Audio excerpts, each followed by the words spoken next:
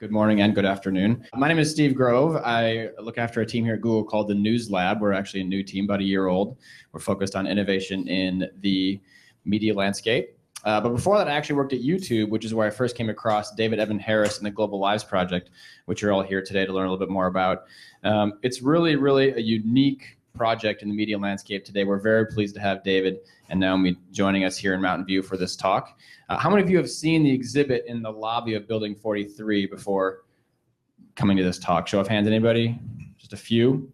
Okay, great. So this would be the perfect tee up for you to go actually observe the exhibit yourself. It's right inside the front lobby of Google.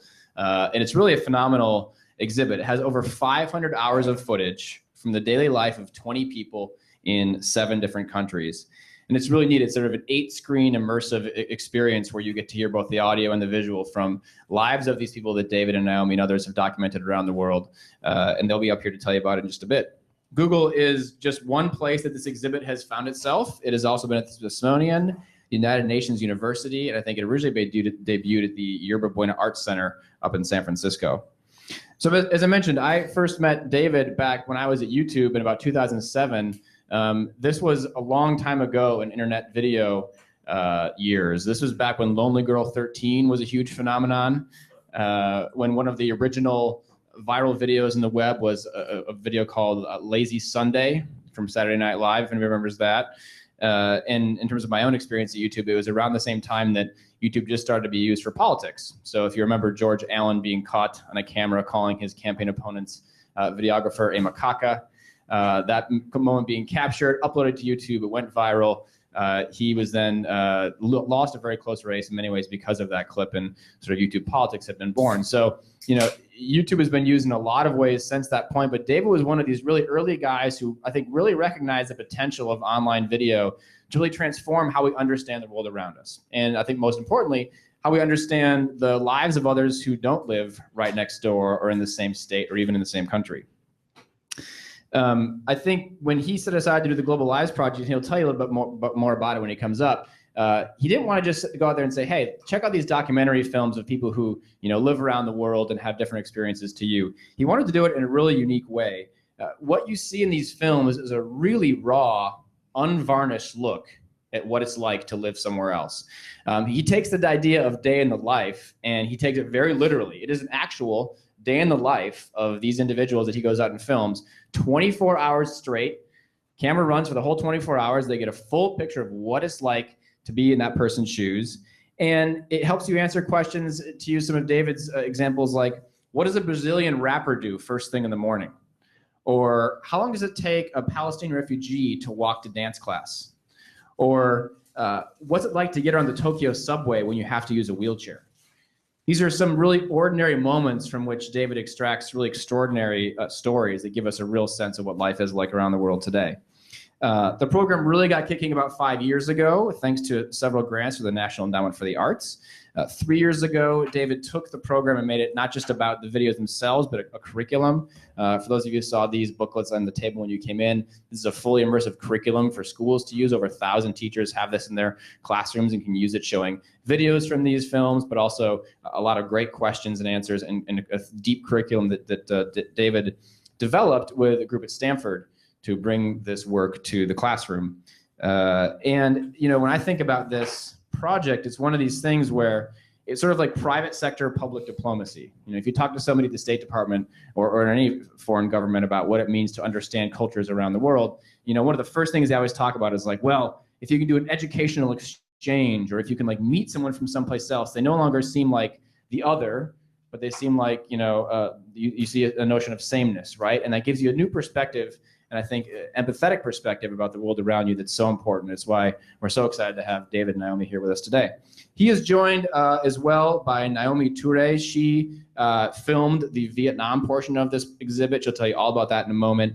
She's an accomplished filmmaker. She recently just finished the project Bat Kid Begins. How many of you were sort of followed the whole phenomenon of Bat Kid in San Francisco?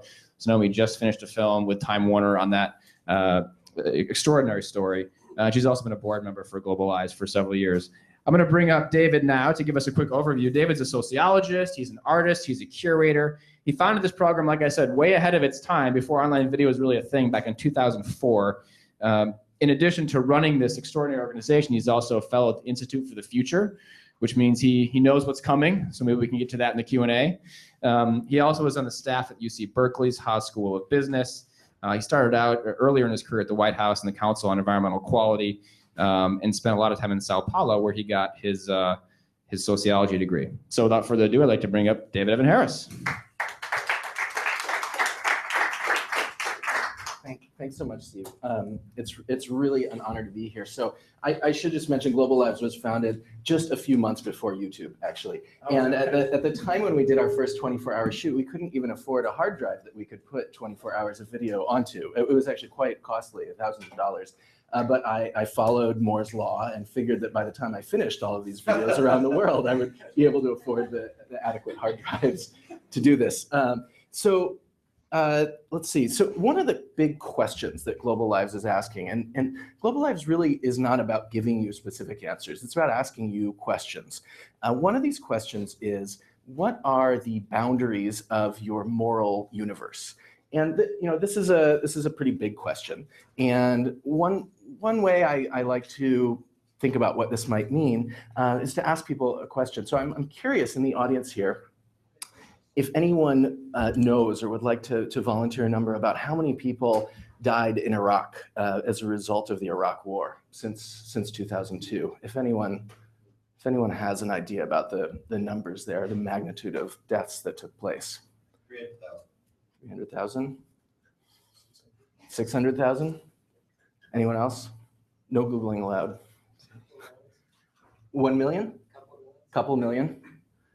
Yeah, so this is really interesting. And so this room is actually representative of the broader lack of agreement on this issue. There are estimates that range from 150,000 to 1 million people. Just one of the studies reached the conclusion that around 500,000 people died as a result of this war. Now, to me, this is really difficult because we do have exact numbers, and we do get exact numbers whenever members of the American military or U.S. citizens are killed in these conflicts. But we have a margin of error in the hundreds of thousands of human lives in our reporting on this issue. And to me, what that says is that there's a really deep problem in our society today, which is that we don't value human lives equally.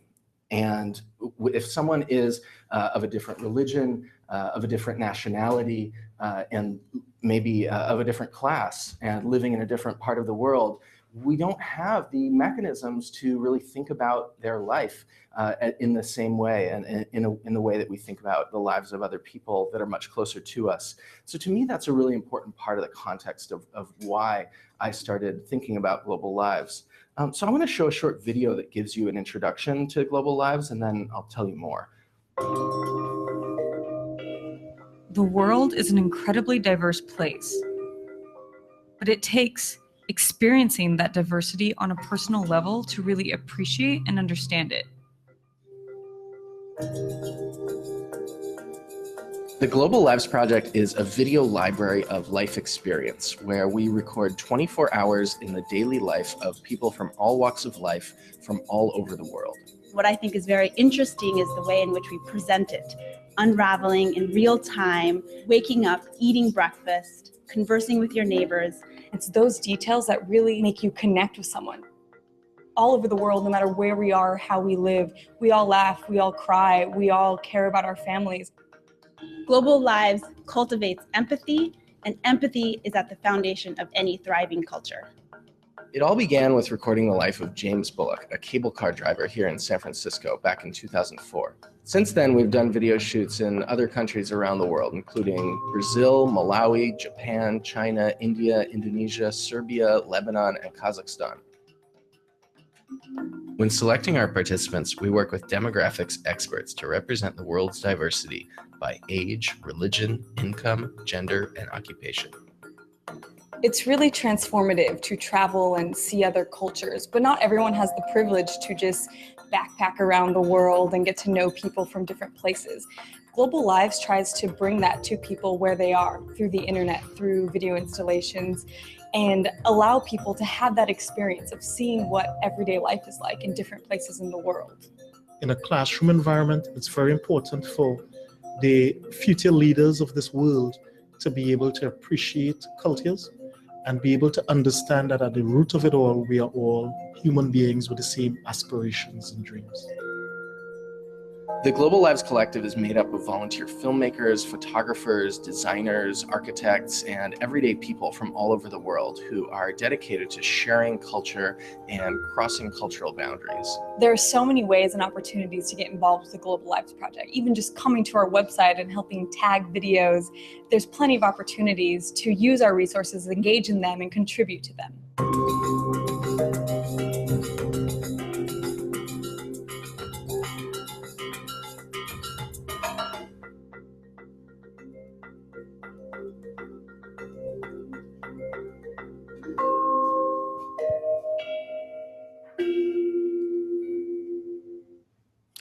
So another big question that we're asking through Global Lives is, what could global empathy look like? What would it really mean to be able to empathize with a person who lives on the other side of the world?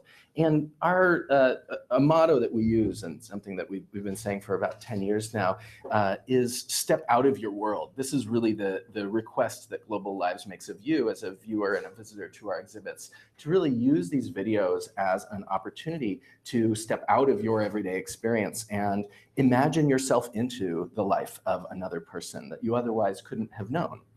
So this is a timeline of what we've been up to. Steve actually covered some of this in the introduction, but we have produced 20 videos of the daily life of individuals in 17 different countries around the world.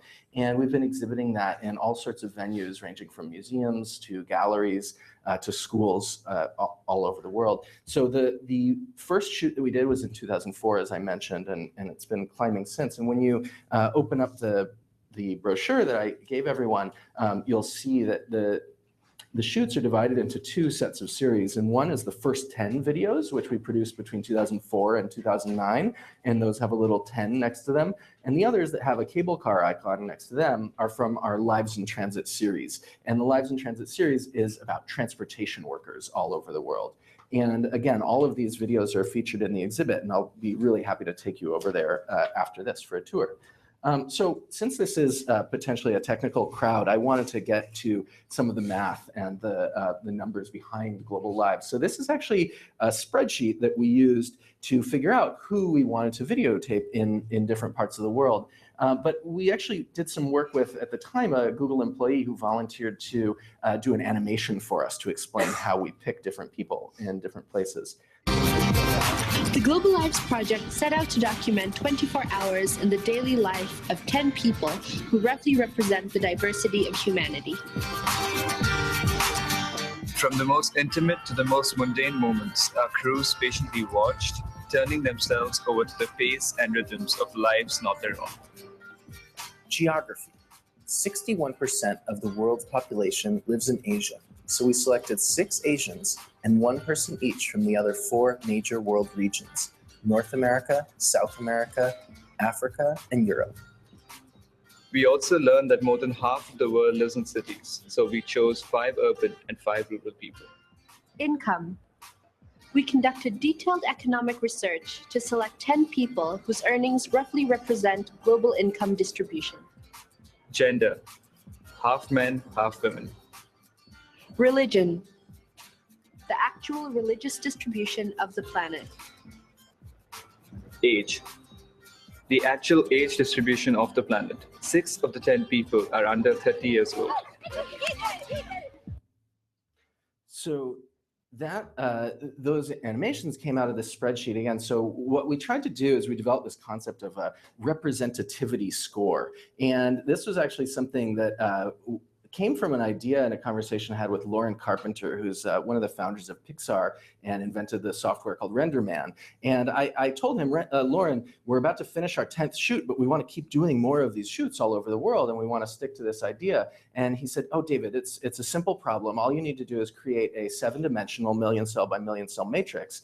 And then in that matrix, you'll be able to maximize the distance between all of the different points in each of the different dimensions. And just we'll write an algorithm, and then it'll all work out, and that'll guide how you keep adding to the collection. And so we're in the process of implementing Lauren's idea through first a set of spreadsheets, and eventually we hope an online tool that will allow people to come to our website and say, I'd like to produce a new Global Lives shoot. How can I propose a person who adds the most representativity to the Global Lives collection? So that's not the only way that I've been involved with really technical communities in the Global Lives work. As I was developing this group, and now we call the group of people who've contributed to Global Lives the Global Lives Collective.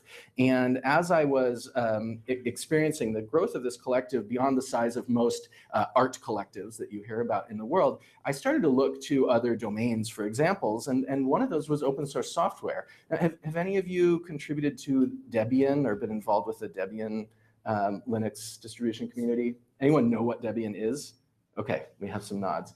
So Debian is a really interesting open source community that doesn't have a strong hierarchical leadership structure, and at the same time continues to produce a really important Linux distribution.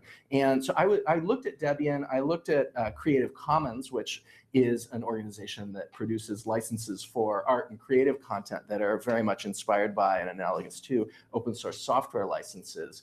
And in many ways, Global Lives is taking that ethos of open source that is behind open source software, behind Wikipedia, and taking that to the world of film through licenses like Creative Commons. So we do exhibits in all sorts of different shapes and sizes. These are just a few examples. We've done circular exhibits, we've done square exhibits, and we've done exhibits with projectors, with TVs. This is the exhibit that's here at Google, and again, I'd be really happy to invite all of you on a tour of that exhibit as soon as the talk is over, and it's not far from here. Now, that same exhibit has spent time at schools like this one. This is a Envision Academy, a public school in downtown Oakland. And we've taken the exhibit to dozens of schools. Sometimes schools use our equipment, and sometimes schools put together their own exhibits using their own equipment. There was a school in India 2 years ago that actually had 10 projectors and brought them all into their gymnasium, projected on the walls, and had a 24-hour marathon video watching session where it was a boarding school where the students brought sleeping bags and watched for the full 24 hours. So we really encourage people to build their own exhibits. So a lot of the filmmakers that have been involved with Global Lives have been able to benefit from a production guide that we produced at the beginning of our Lives in Transit series. We really wanted to standardize this methodology for producing films. So the guide goes through every aspect of how to produce a 24-hour shoot with one person, from pre-production, identifying the person, getting to know the community, building a strong relationship, to the day of production, to microphones, to batteries, etc., and then the whole post-production process, guidelines for file naming, metadata. This stuff is really important to us. This is an example of the equipment checklist that you would use to put together everything you need to do a shoot. And it's pretty extensive because we really want the shoots to succeed. Some of the filmmakers have told me afterwards that one of the aspects of doing a Global Lives shoot that they like is the technical challenge of actually producing 24 continuous hours of usable video. I have one filmmaker who's also a marathon runner, and he said it's a very similar experience actually, and there's a lot of teamwork in there too. So our website. We actually, going back to the theme we mentioned earlier, Global Lives predated web video as we know it, basically. When we were starting this project, people were still emailing WMV files to each other, and it was a different time. I originally intended this work as a video installation, but as the web evolved, first from being our primary medium for communication between filmmakers around the world into a place to share about the work we were doing, it eventually evolved into being one of the primary ways, actually, I should say, the biggest way that people experience Global Lives videos is through our website. So on the website, you can explore the collection through a grid or also through a map that shows you the relationships and the connections between different people.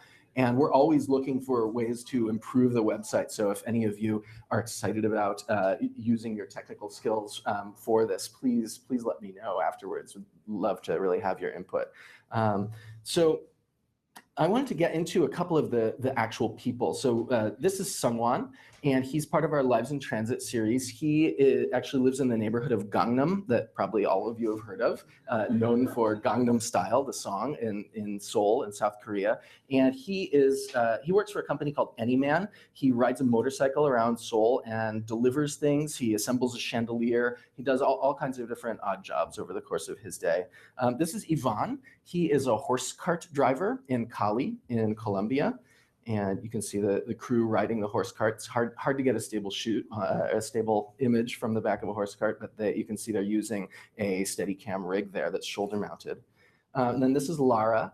She's a traveling circus performer in Spain. And the form of transit that she's involved in is the transit of an entire circus.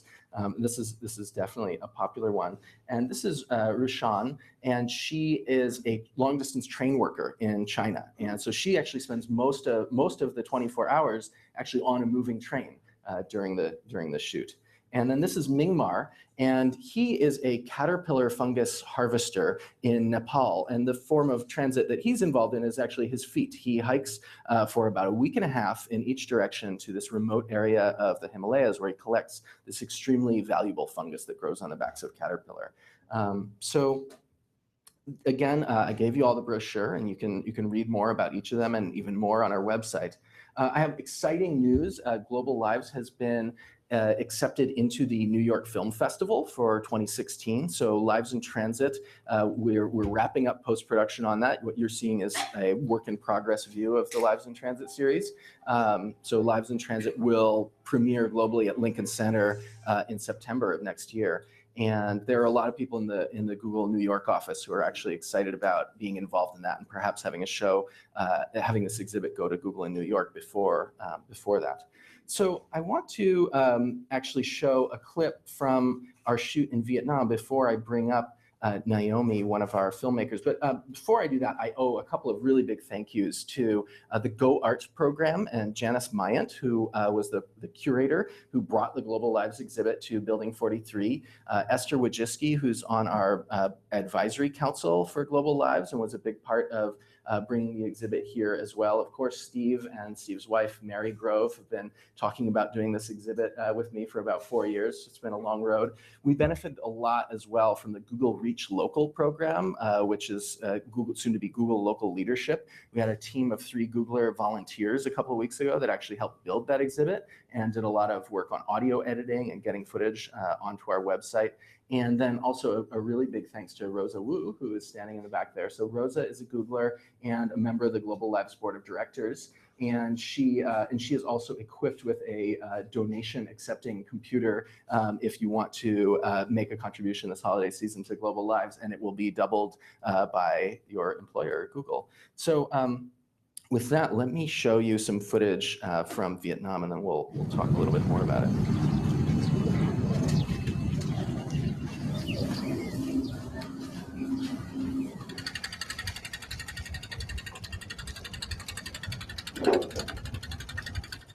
Từ nhỏ khi em 10 tuổi thì em bắt đầu thi theo gia đình đi nghề ghe, đi bơm cát. Đi ghe thì nói chung là cực lắm.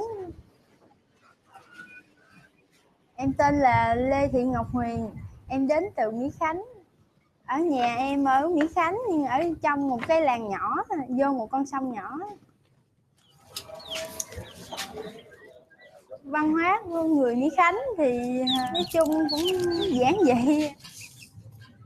Ở Mỹ Khánh, điều tự hào của em là mọi người nông dân ở đó đều chất phác, thiệt thà và hiền lành. Như người ở Cần Thơ, ở trong quê như mấy tụi em thì sống bằng nghề xông nước. Hồi nhỏ thì em ước mơ được đi học thì được làm cô giáo. Em cũng không có học nhiều nên em không có ước mơ xa, chỉ nghĩ là làm tiếp gia đình. Ở những xóm ai cất nhà đó rồi liên hệ với gia đình em, rồi gia đình em lấy cát rồi bơm lên là nhà. Còn mấy chiếc nữa mấy té con? 4 chiếc nữa. Ghe này thì đi là mỗi ngày mình đi lấy cát được, ra lấy liền thì mình đi mỗi ngày được 1 chuyến gì đó, mình ra lấy cát mình bơm. Rồi như cát khó lấy như bây giờ thì có thể 2-3 ngày mới được một lần bơm vậy chị.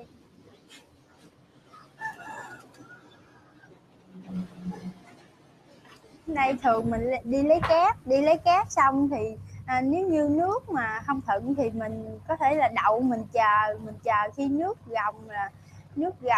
gồng xong cái mình chạy về trong Mỹ Khánh.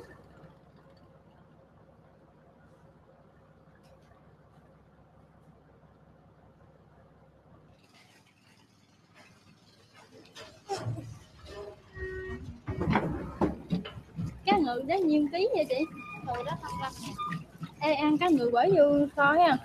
Sinh hoạt của em bình thường ở trên thuyền là như em ra ngoài xong em chỉ nấu cơm rồi cho mấy anh ăn, rồi chờ khi lấy cát thì xong rồi chạy vô rồi em có thể lái tiếp với mấy anh.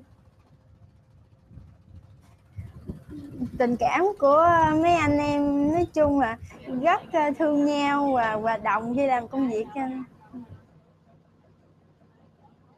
Em thấy rất là vui tại vì được làm tiếp gia đình.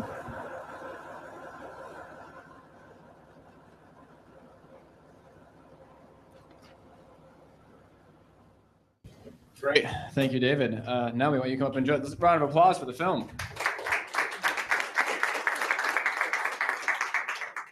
So, David, let's start with you. Going back to 2004, what gave you the inspiration to start this whole thing? So actually, it was in 2002 that I had the idea. I was in college and I was traveling as part of a study abroad program where I had this amazing luck to be able to live in 5 different countries over the course of a year. And I went to Tanzania, India, the Philippines, Mexico, and the UK.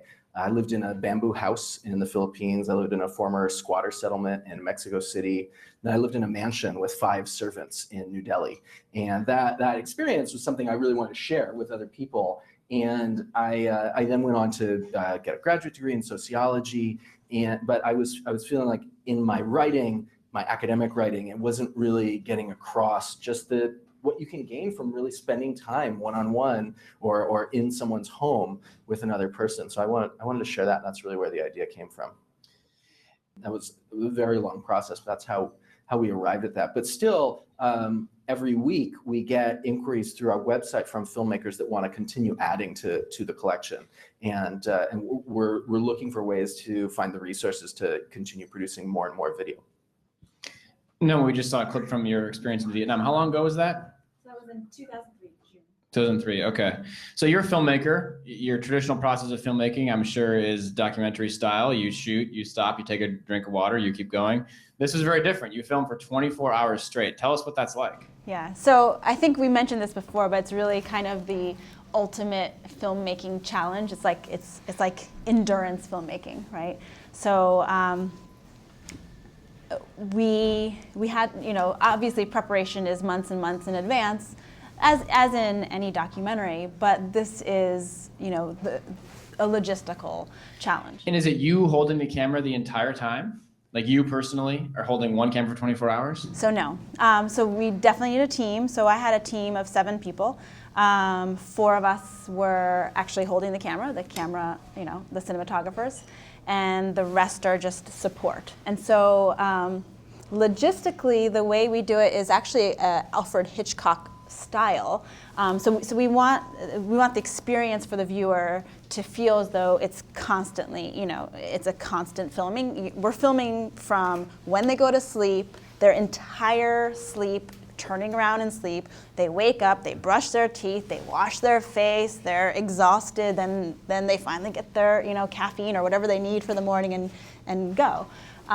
So because we're filming every single possible minute, and no camera in the world can film for 24 hours, there's no card in, well, actually, there are ways to do that, but what we needed was, you need at least 2 cameras and at least 2 camera operators. So you're constantly, signaling to the other camera operator and switching cameras, and in order to very to kind of transition to the next thing. So you'll move the camera to maybe a black space while the next person begins filming. What do you do about like showers and bathrooms? I mean, these people are living an actual life, so they're doing things they probably don't want on camera, obviously. Yeah, we give very little privacy, but when they do go to the bathroom, then we do allow them to Do you want to kill one of those? Or? to go behind closed doors. Okay. We have this too if we want to. Yeah, okay.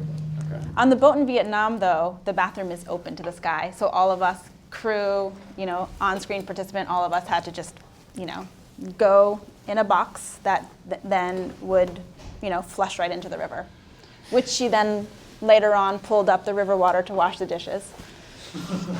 Fascinating.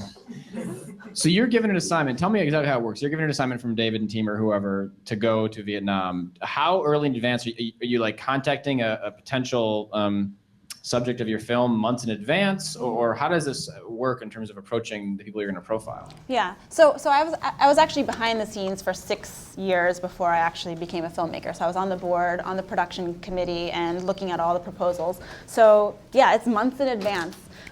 Every proposal is an actual specific person that you've researched, that the team in that area, so my team in Ho Chi Minh City drove down to rural Vietnam, right below Can Tho, in My Can village, found someone who was willing to participate, and then, and then we assemble and I'm interested in the willing to participate moment. This woman, Win, from the film that you profiled.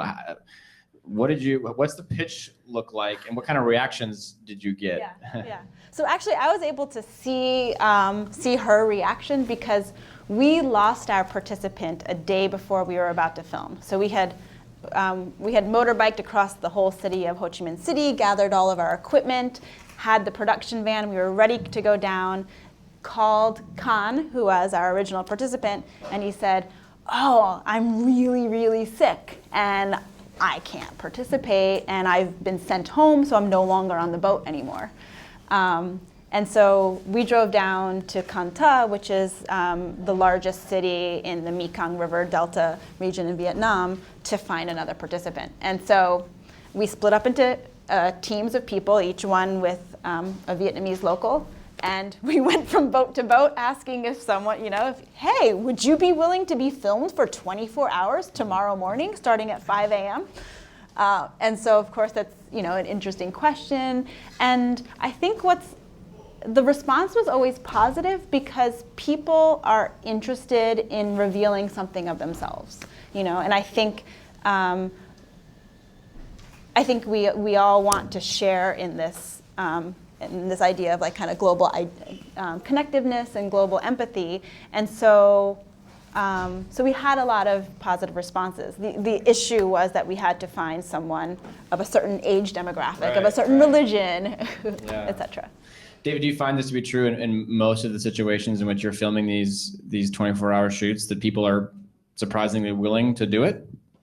Yeah, absolutely. That's a question that comes up, and another piece of it is the filmmakers are surprisingly willing to do it. The filmmakers, Naomi volunteered her time, and she, like many of our other filmmakers, went to some significant personal expense to be able to produce a global live shoot.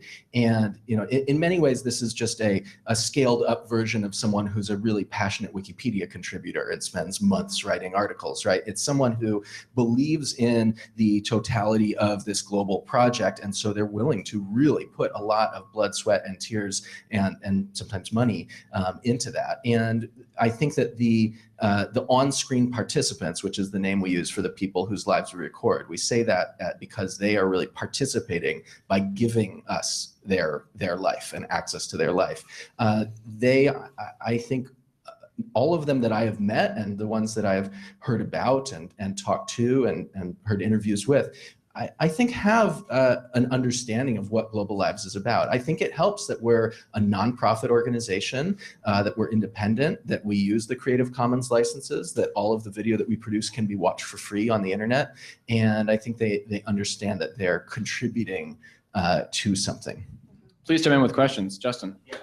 I imagine it was pretty wild for them to have somebody sort of arrive at their community, especially with equipment and everything. What is that sort of relationship like as you arrive to them sort of at the beginning and then the end of having sort of spent a lot of time together? Yeah, no, and that's a really interesting question because within the course of 24 hours, there's an intimacy that develops. So the filmmaker and participants, don't know each other at first, right? And we come in, there's maybe a little bit of awkwardness in having a camera pointed at you for hours and hours upon time. But after a certain amount of time, and it might be 3 or 4 hours, you kind of get lost in the day. So you stop thinking about the fact that you are a filmmaker and you are observing someone, and they stop thinking about the fact that they're being filmed, and it becomes this kind of natural day that progresses. It has to. You cannot act in front of a film for 24 hours. And then during that course of time, there's subtle communications that happen because we never use words, right, between the filmmaker and the participant because we're just filming them. We're kind of fly on the wall. But at the same time, there's subtle things that happen. So for example, Huynh was cooking lunch, I was filming and I had an assistant right next to me, and as she began eating, she actually filled another bowl with rice and tuna with fish sauce, and she kind of handed it towards us. It was one of those moments where you kind of break the barrier of filmmaker and participant, and it was really beautiful. By the end of it, we hadn't spoken much to each other, but we were hugging. We felt like we were part of her family, everything, almost crying. It's just 24 hours that you spend with this person, but you become very close in this very interesting way. How well do you think you got to know her? I mean, how well do you think you can say, I feel like I know who this person is after 24 hours? I mean, do we know anyone that well? I think what it is you get to know someone well enough that the kind of ideological boundaries or the cultural differences kind of start bleeding away. And it's like, okay, it's enough to make that personal connection, that personal leap of stepping out of your own reality into someone else's reality. And that's actually part of the goal is when you come to a Global Lives exhibit or you come to our website, that you have an experience of seeing a lot and hopefully seeing a lot that's not familiar to you, but also you leave the exhibit or you leave the website knowing that you haven't seen everything and that you couldn't possibly see all of it. And in many ways, that's the type of attitude about the world that we hope to bring, which is a curiosity, a desire to learn more, but a certain humility and knowledge that there's a whole lot more that you really don't know and can't know, but it's still worth trying. How many folks in the room would agree to have your life filmed for 24 hours? Roughly half. Okay. We're going to take your names on this. Arun. First of all, this is an incredible way to kind of extend empathy, and so really impressed with the project. This is the first time I'm hearing about it. VR is increasingly being spoken of as a tool from a storytelling perspective to extend empathy, and I think a recent great example of that is the New York Times documentary Displaced. Is that something that you guys have thought about going into, and if so, kind of like what would that look like in terms of the video installation? Yeah, so we set a standard about 7 years ago that we only do shoots in high definition 1080p film, and we might have set that a little bit early in the sense that it was kind of a challenge in places like rural Indonesia to find at that point 8 years ago, a camera that could shoot at that level. And so today, setting a standard and using our current structure being a really volunteer-driven network of filmmakers around the world, doing a series shot all in VR would be, I think, not possible with this community. However, if there were a very generous, well-resourced company that wanted to give us a lot of cameras and probably a lot of technical support in stitching software and probably cloud-based stitching to put together all of this, and if there were a platform capable of stitching together a 16 camera 16 GoPro array based 24-hour-long shoot I think it would crash the systems. I don't think it's doable right now, but I'm ready to try, and I have talked to a few people at companies like that. I'll ask one more. you talked about the empathy piece, and that's really fascinating to me. And I think, from our culture, we often tend to have this sort of savior complex, like, how can I help you? And I'm curious to know, what out of this project sort of do we have to learn from them and from other cultures that, and can you talk to that piece around sort of the insights that come out and sort of like you're discovering sort of the most beautiful pieces of culture, and how can we sort of share that and mix that around the world? I think just even from the filming that I did in Vietnam, one thing that we really try to do, and I'm unique in that I went to Vietnam to film, but I filmed with the local crew. So what Global Lives attempts to do is get a crew, situated or ready in that country to film a participant within the country. So I think that's important in that you have to kind of understand your own kind of cultural context. But then the other thing is that you begin questioning your own assumptions, your own ideology, your own culture. So we had been stressed out on cell phones like every second of the day. We arrive on the boat and Quinn and her brother and the worker, they didn't say anything for an hour. They're just sitting, helming the boat, and that's it. And so just that perspective of, they're not online all the time, here's a different perspective of life. Or her definition of success isn't to reach the top of the ladder. Her definition of success is to help her family, is to be happy, so I think the definition of life itself is going to be different, and that's what you begin to learn, and you begin to learn that, my worldview may not be important when it's put into context of someone else's, or there's multiple narratives. Yeah, absolutely. So one of the communities that I didn't mention that much so far that's involved with Global Lives is the translators. We've had about 1,500 volunteer translators from all over the world that have contributed their time to subtitling all of this 500 hours or so of footage that we've produced. And one of the translators from Malawi was actually living in the UK. And she sent us a story. She said that she was raising a daughter who I think was around 7 years old, and she would show her daughter video from the Global Lives shoots that she was subtitling. The shoot was from Malawi, where she grew up, and her daughter, I don't think, had been to Malawi. And so using the videos as a tool to show her daughter what life would have been like back home if she had grown up there, which I found was really touching. And she also said that for her, the Global Lives videos are a way that the community that she's part of can speak to and share their voice with the world. And to me, that was really touching. Now, on the education side, our whole curriculum, again, designed at the Stanford Graduate School of Education. Steve has a copy right there behind him, and there's some here to grab. It's called Unheard Stories, and it's all about building empathy through the Global Lives Project. And this was designed by a group of grad students that they came up with that idea to focus on empathy. They built it around the Common Core curriculum standards, and then they came up with some metrics, which we then use surveys to study, to think about, does Global Lives make students more interested in learning another language? Does it make students more interested in helping someone who they see who's in trouble? Does it make students feel more like they can make a difference in the world?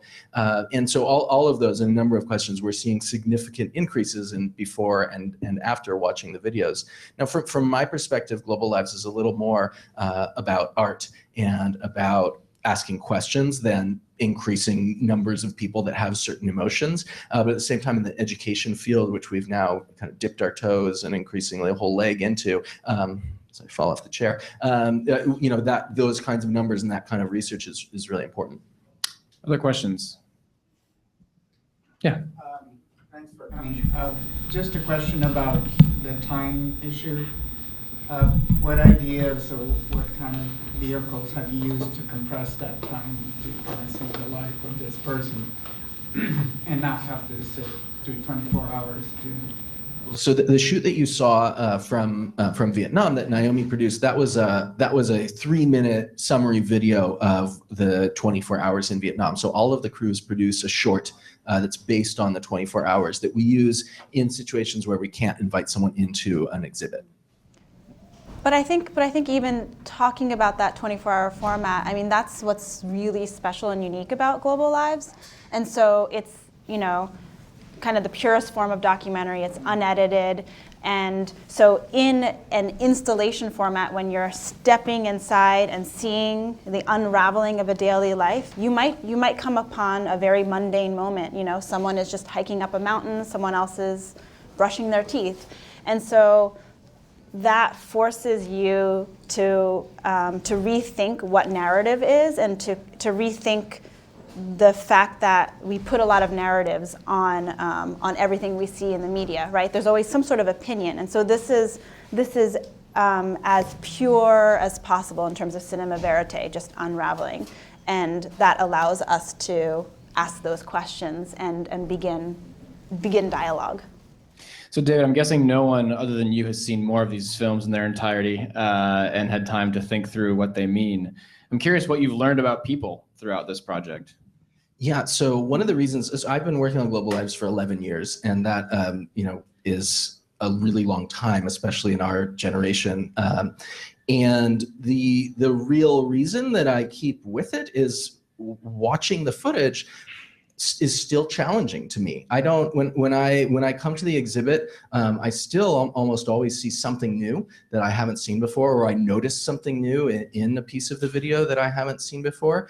And it's always challenging. It's always challenging to think how, I didn't mention this, but so Naomi and I met here in Mountain View.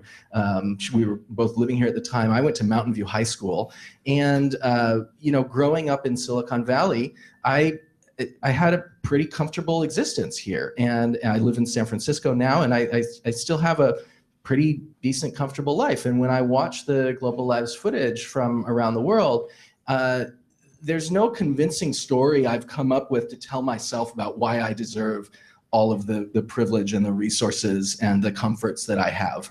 And the reason I keep doing Global Lives and trying to bring this footage to more and more audiences is because that is still a challenge to me. And I think increasingly it's a conversation, with the Occupy movement, with the Ford Foundation just announcing that their entire focus of all their grant making is around inequality, with Barack Obama talking more and more about inequality. I think that's a conversation that increasingly we're ready to have as a globe, but I think it's still a really important challenge. And I hope that Global Lives provokes more those kinds of conversations. Great. Well, we're almost out of time. I know that for those who do have time to come over and see the exhibit live, we're going to do a quick walk over and a walk through it. It's fantastic to see. Please join us if you can. Any final questions before we wrap? Yes. So something I'm really interested in that I think might pose a challenge is measuring the success of expanding and sharing all of your documentary, and just like how you go about kind of what metrics you might use.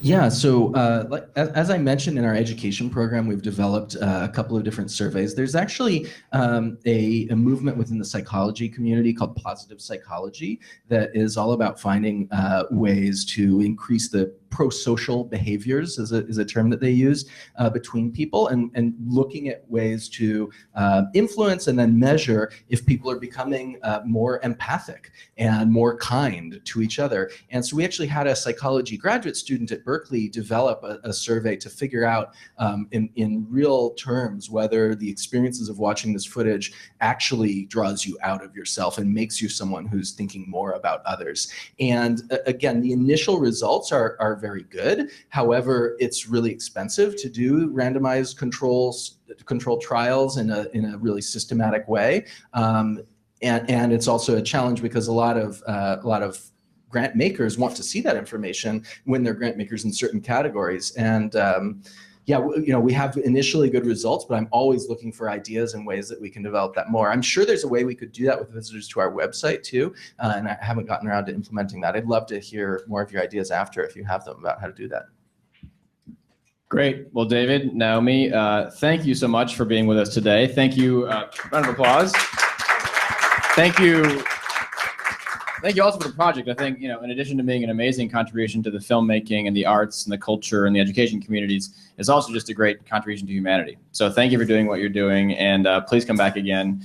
And for those who have time, I think we're going to walk over and actually check out the exhibit live. Well, thank you so much to Steve for hosting us here. We really, really appreciate it, and Naomi for joining. So big applause for both of you. Great. Thanks, guys.